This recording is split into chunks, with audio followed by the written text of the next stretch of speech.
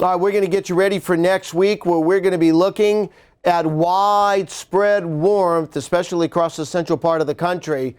But the good news is, despite the fact we're going to have widespread warmth, we're going to get a break from the severe weather. That's good news. We could really use that break. But with the widespread warmth, we're going to see the first big meltdown. We're going to start seeing snow melting across the upper Midwest. All right, here's the pattern as we get in the next week. Now, there's some similarities with what we've seen. That is, we have this dip in the jet stream in the western U.S. We're going to bring some more rain into the Northwest and perhaps even into California by the middle part of the week. But this jet stream is going to go a lot farther north than what we've seen. Now, a lot of warmth with this. But the one key ingredient for severe weather is going to be missing most of next week. That is Gulf moisture coming northward. If we'd have Gulf moisture coming northward, meeting up with the warmth, meeting up with the jet stream, we'd have severe weather. But that upper level low, you can see that big dip in the jet stream across the southeast. That's going to keep the Gulf moisture in the southeast. It will not allow it to go northward. That's why we're not going to see severe weather most of next week.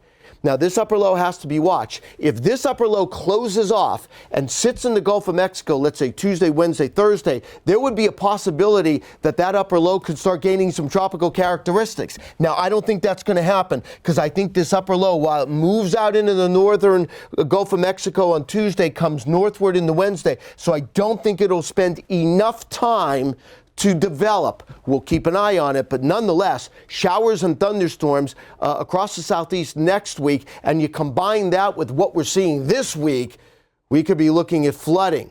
Now, that widespread warmth across the Midwest, you know what that's going to do? Lead to flooding eventually. Why? Because look at the snowpack across the Dakotas and northern Minnesota, and we just had our latest storm earlier in the week. A lot of that snow is going to start melting, and don't be surprised if you start hearing about some flooding a week from now.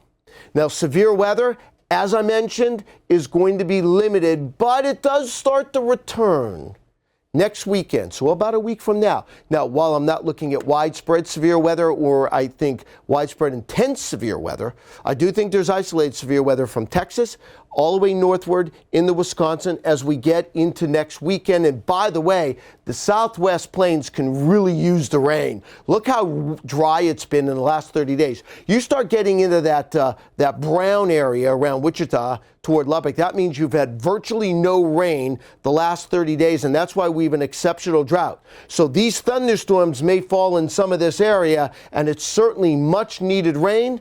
We'll keep you updated.